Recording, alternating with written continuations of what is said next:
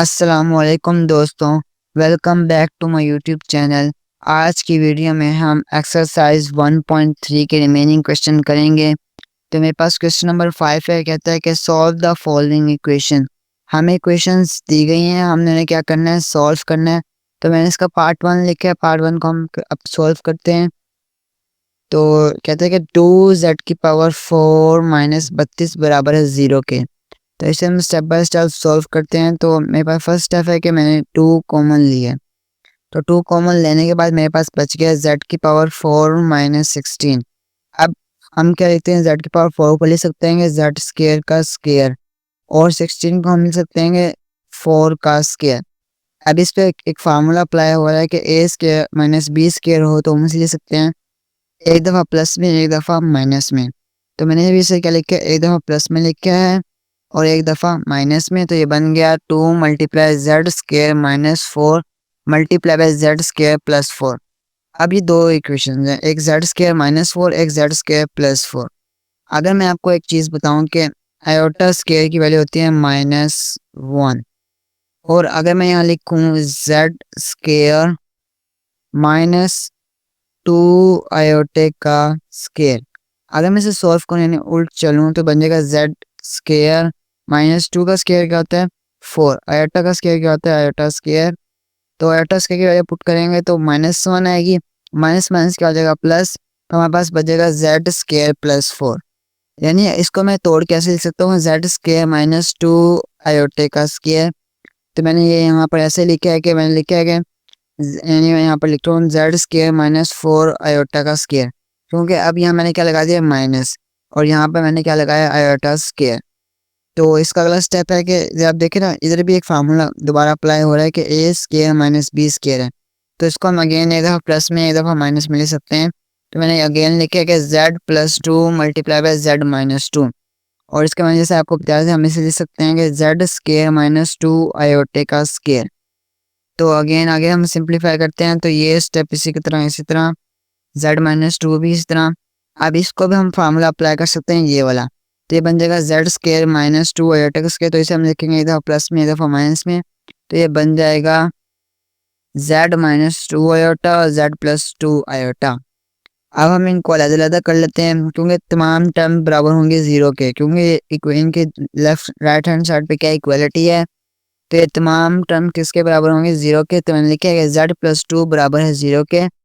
तो ये यहाँ प्लस और क्या हो जाएगा माइनस, तो ये बन जाएगा z का आंसर आ जाएगा z बराबर आ जाएगा -2 के। इसी तरह हमें दिया हुआ है z-2, अभी यहाँ माइनस हो रहा है तो दूसरी तरफ जाके क्या हो जाएगा, ये प्लस हो जाएगा।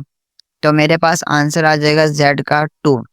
इसी तरह ये -2 आयोटा यहाँ पर माइनस हो रहा है, उधर जाके हो जाएगा प्लस, तो ये हमारे पास बच जाएगा z बराबर आ जाएगा -2 आयोटा। तो इस तरह हम फोर्थ वन को सॉल्व करेंगे तो हमारे पास बन जाएगा z बराबर आ जाएगा -2 आयोटा के। तो ये था हमारे पास पार्ट 1। तो पार्ट सेकंड की तरफ चलते हैं। तो मेरे पास है 3z⁵ माइनस 243z। तो अब हम इसे सॉल्व करते हैं। पहली बात तो यह है कि दोनों में z है, तो z कॉमन तो आएगा। इसी के साथ साथ अगर हम 3 भी क्या करें कॉमन ले ले तो हमें और सिंप्लीफाई हो जाएगा। तो मैंने क्या किया, 3z मैंने कॉमन ले लिया, तो मेरे पास पीछे बच गया z⁴ माइनस 81। अब सेम इस तरह हम इसे क्या करेंगे, सॉल्व करेंगे। यहाँ से सबसे पहले हम क्या करेंगे, इसे तोड़ेंगे। मैं यहाँ से लिख सकता हूँ जेड स्क्वायर का स्क्वायर, और 81 को मैं लिख सकता हूँ 9 का स्क्वायर। तो इस तरह इसे भी एक दफ़ा प्लस में एक दफ़ा माइनस में लिखेंगे, तो ये बन जाएगा जेड स्क्वायर +2 + 9 और जेड स्क्वायर -9। तो इस तरह मैंने जब आपको बताया था कि प्लस वाला हो तो उसे हम लिख सकते हैं आयोटा के साथ, तो वो बन जाएगा जेड स्क्वायर माइनस, अब माइनस आ गया क्योंकि आयोटा स्क्वायर की वैल्यू क्या होती है -1। ये मैं आपको पिछली 3 वीडियो में बता के चुका हूँ। तो मेरे पास बन जाएगा -9 आयोटा स्क्वायर, और इस तरह ये बन जाएगा जेड स्क्वायर -9 होता है हमारे पास 3 का स्क्वायर।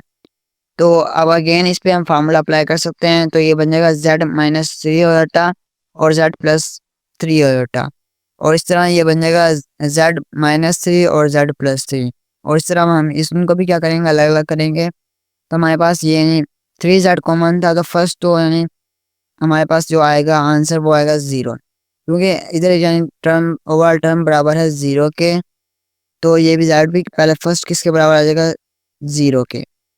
ठीक है, और इस तरह अब यहाँ क्या हो रहा है माइनस, तो उधर क्या हो जाएगा प्लस, तो हमारे पास जेड क्या आ जाएगा +3 आयोटा। और इस तरह यहाँ पर ये +3 आयोटा यहाँ पर प्लस हो रहा है, दूसरी साइड पे जाके क्या हो जाएगा माइनस, हमारे पास बच जाएगा जेड बराबर आ जाएगा -3 आयोटा के। और इसी तरह ये 3 यहाँ पर क्या हो रहा है माइनस, तो दूसरी तरफ जाके भी क्या हो जाएगा प्लस। तो इस तरह से हम सॉल्व करेंगे, हमारे पास क्या आ जाएंगे, आंसर आ जाएंगे। आगे हमारे पास है इसका पार्ट नंबर 5। तो मैंने पार्ट नंबर 5 लिखे, कहता है कि सॉल्व करें z की पावर 4 -25 z² -21 बराबर है 0 के। तो इसे हम सॉल्व करते हैं। तो सबसे पहले यहाँ था 4 z की पावर 4। हम हमेशा क्वाड्रेटिक इक्वेशन को सॉल्व कर सकते हैं, z की पावर 4 को, यानी 4 पावर को हम सॉल्व नहीं कर सकते। तो सबसे पहले मैंने क्या किया, लेट, तो मैंने लेट किया कि z² बराबर है x के और z की पावर 4 बराबर है हमारे पास x² के।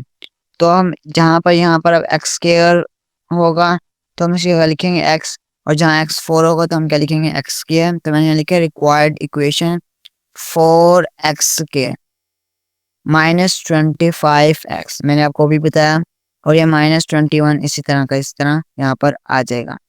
अब हम इसके अगर पेयर बनाए तो हमारे पास बनेंगे 3x -28x। तो मैंने यहाँ पर 25 की जगह क्या लिख दिया, उसके पेयर्स लिख दिए।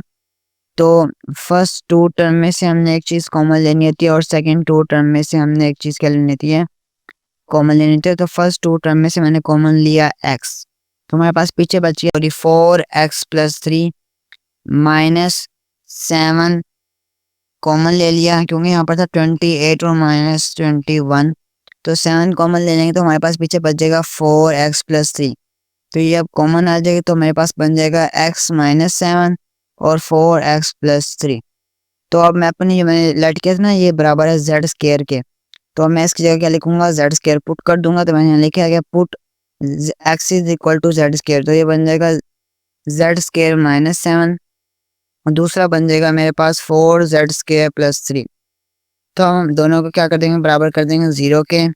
तो हमारे पास अब देखें ये बन जाएगा z² -4 बराबर आ जाएगा 0 के, और 4z² + 3 हमारे पास बराबर आ जाएगा 0 के। अब ये टर्म यहाँ पर माइनस हो रही है, दूसरी तरफ जाके क्या हो जाएगी, प्लस हो जाएगी। और आगे अब हमारे पास यहाँ स्केयर था, तो स्केयर को ख़त्म करने के लिए हम क्या लेते हैं, स्केयर रूट। तो मैंने दोनों तरफ क्या लिया, स्केयर रूट। तो ये स्केयर से स्केयर रूट क्या हो गया, कैंसल। तो हमारे पास क्या बच गया, z बराबर आ गया +-7 का स्केयर रूट। तो दूसरी साइड सोल्व करते हैं। तो हमारे पास था 4z² + 3। अब +3 यहाँ पर प्लस हो रहे हैं, तो उस दूसरी साइड पे जाके क्या हो जाएगा माइनस, और 4 यहाँ पर क्या हो रहा है मल्टीप्लाई, एंड दूसरी साइड पे क्या हो जाएगा डिवाइड। तो हमारे पास बन जाएगा z² बराबर आ जाएगा -3 डिवाइड बाय -4। अब इस टाइम हम यहाँ पर भी क्या लेंगे, स्केयर रूट। तो मेरे पास बच जाएगा z बराबर आ जाएगा +-3 डिवाइड बाय 2। तो ये मेरे पास से इसके क्या आ गए, फाइनल आंसर आ गए। आगे मैंने इसका पार्ट 6 लिखा है। तो पार्ट 6 में कहता है कि z³ + z² + z + 1 बराबर है 0 के। मैंने बहुत से यूट्यूबर को देखा है, वो इसको पता नहीं किस मेथड से सॉल्व करते हैं। मैंने यहाँ पर सिंपली जो मेथड है वो लिखा है। तो कहता है कि z³ + z² + z + 1 बराबर है 0 के। तो ऐसे हम सॉल्व करें तो देखिए ना, आप फर्स्ट 2 टर्म में से एक चीज़ कॉमन आ रही है और सेकंड 2 टर्म में से भी क्या एक चीज़ कॉमन आ रही है। तो मैंने लिखा है कि हमने z² क्या ले लिया, फर्स्ट 2 टर्म में से कॉमन ले लिया, तो पीछे हमारे पास बच गया z + 1, और सेकंड 2 टर्म में से मैंने क्या कॉमन ले लिया 1, तो पीछे क्या बच गया z + 1। तो इस तरह हम क्या लिखेंगे, इन्हें यानी ये कॉमन आ गया, हमारे पास आ जाएगा आंसर z² + 1 और z + 1। तो अब हम क्या करेंगे, दोनों को अलग-अलग कर लेंगे। तो हमारे पास z² + 1 बराबर आ जाएगा 0 के। मैं लिखूँ यहाँ पर z² + 1 बराबर आ जाएगा 0 के। अभी यहाँ पर क्या हो रहा है, प्लस दूसरी साइड पे क्या हो जाएगा माइनस। तो हमारे पास बच जाएगा z² बराबर आ जाएगा -1 के। अब दोनों तरफ हम क्या लेंगे, स्केयर रूट, क्योंकि हमने स्केयर को ख़त्म करना है। तो हमारे पास आंसर आ जाएगा z बराबर आ जाएगा +-1 के स्केयर रूट के। तो इस तरह हम सेकेंड सॉल्व करेंगे तो हमारे पास बच जाएगा ये यहाँ पर क्या हो रहा है प्लस, दूसरी साइड पे क्या हो जाएगा माइनस, तो हमारे पास जेड क्या आ जाएगा -1। तो ये हमारे पास था पार्ट 6। आगे है मेरे पास क्वेश्चन नंबर 6। तो क्वेश्चन नंबर 6 में कहते हैं कि find polynomial P Z of degree 3। यानी हमने एक पोलिनोमियल फाइंड करना है जिसकी डिग्री क्या हो 3 हो विद जीरोस।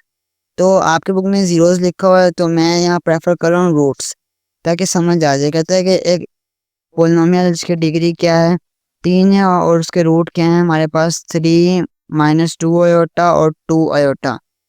तो ये हमारे पास एक फर्स्ट पार्ट है कि हमने एक पोलिनोमियल फाइंड करना है जिसके हमें 3 रूट्स दिए हुए हैं। तो मैंने यहाँ लिखा है कि we have given the degree 3 polynomial zeros.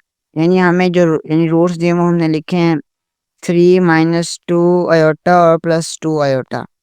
तो आगे मैंने लिखा है कि if polynomial has root A B C, यानी अभी हमें किसी भी पोलिनोमियल के रूट्स दिए हुए हैं 3, तो then it can be written as. तो हम इसे लिख सकते हैं कि पी जेड बराबर है A multiply by Z minus A, Z minus B और जेड माइनस सी।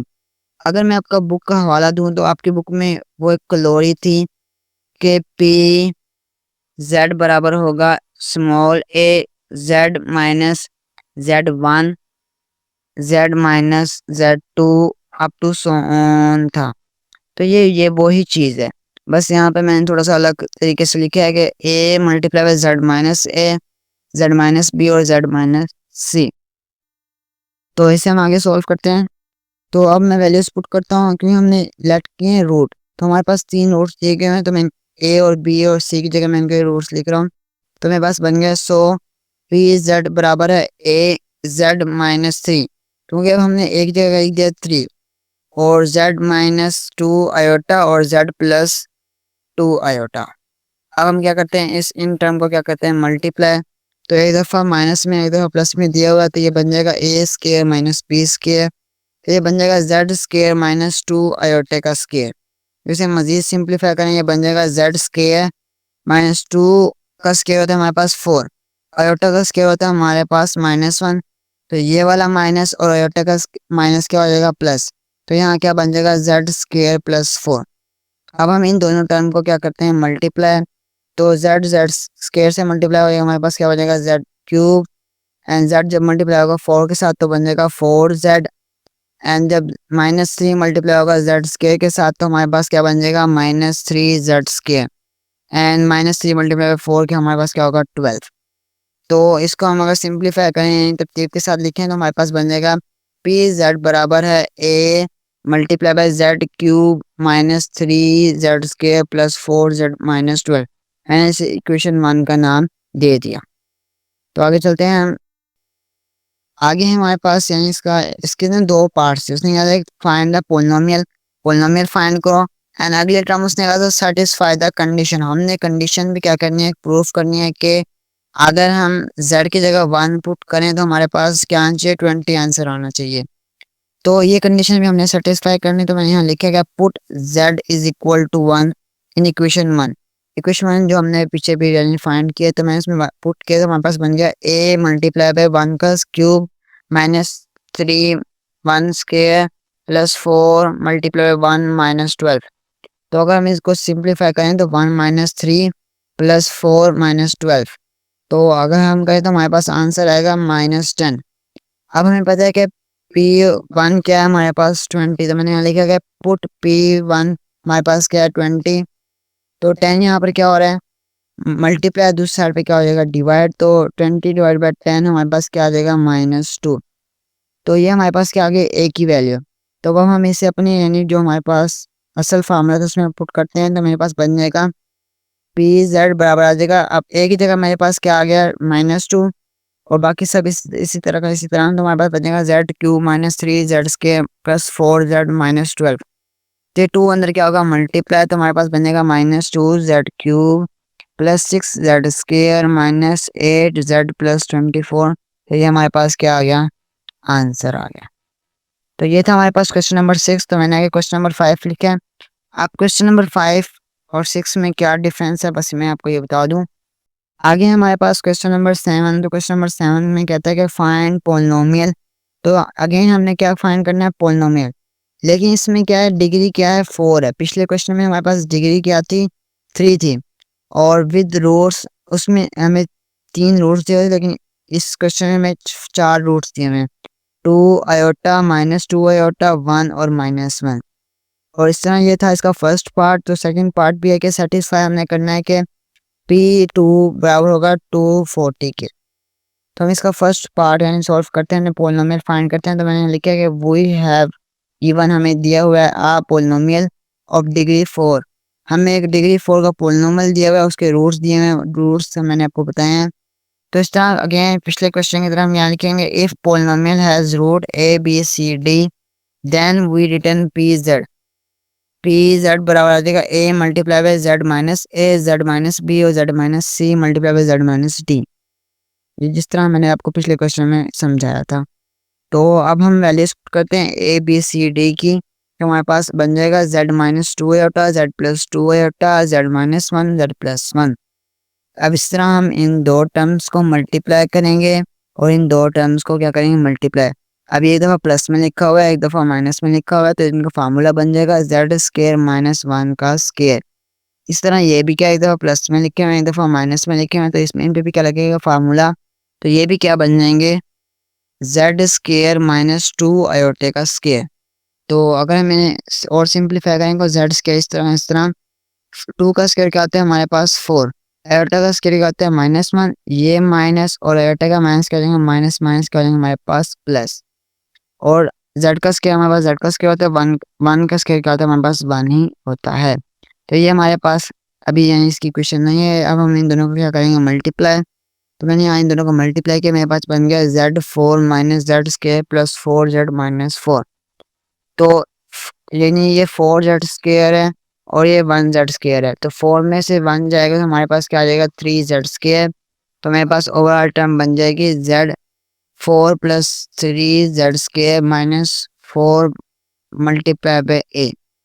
तो ये तो था हमारे पास क्या, पार्ट 1 थे, हमने पोलिनोमियल फाइंड करना था। सेकंड पार्ट है कि सेटिस्फाई करने कंडीशन, क्या कि P(2) बराबर है 240 के। तो मैंने ओवरऑल यानी हमारा जो पोलिनोमियल बना था, मैंने इसमें 2 पुट किए, तो मेरे पास बन गया a मल्टीप्लाई बाई 2 का स्क्वायर प्लस 3 मल्टीप्लाई बाई 2 का स्क्वायर -4। तो 2 का 4 हमारे पास क्या होता है 16, और 2 का स्क्वायर हमारे पास क्या होता है 4, 4 मल्टीप्लाई बाई 3 12 -4 इसी की तरह इस तरह। तो ये हमारे पास बन जाएगा 24। तो अब हमें पता है कि हमारे पास P(2) क्या है, 240 है। तो मैंने यहाँ लिखा है कि पुट P(2) बराबर आ गया 240 के। तो अब ये जो है 24 यहाँ पर क्या हो रहा है, डिवाइड, दूसरी साइड पे क्या हो जाएगा, और यहाँ पर क्या हो रहा है मल्टीप्लाई, दूसरी साइड पे क्या हो जाएगा डिवाइड। तो हमारे पास ए का आंसर क्या आ जाएगा 10। तो इस तरह मैंने लिखा कि पुट द वैल्यू ऑफ ए। तो हमने इक्वेशन 1 में क्या किया, ए की वैल्यू पुट किए, तो हमारे पास आ गया z यानी 10 मल्टीप्लाई बाई z4 + 3z² - 4। तो इसको हम मल्टीप्लाई करें अंदर, तो हमारे पास बनेगा z4 मल्टीप्लाई बाई 10 30 z² - 40। ये हमारे पास क्या आ गया, आंसर आ गया। उम्मीद करता हूँ आपको आज की वीडियो पसंद आई होगी। आज की वीडियो में हमने सिंपली यानी क्या किए हैं, सिर्फ एक्सरसाइज 1.3 के कुछ क्वेश्चन सॉल्व किए हैं। इंशाल्लाह आपसे मुलाकात होगी अगली वीडियो में। उम्मीद करता हूँ आपको मेरी वीडियो पसंद आएगी। तो अगर वीडियो पसंद आए तो मेरे चैनल को सब्सक्राइब और वीडियो को लाइक ज़रूर कर दें, और अपने दोस्तों के साथ भी शेयर कर दें, ताकि उनके कॉन्सेप्ट भी क्या हो जाएं, क्लियर हो जाएं। शुक्रिया।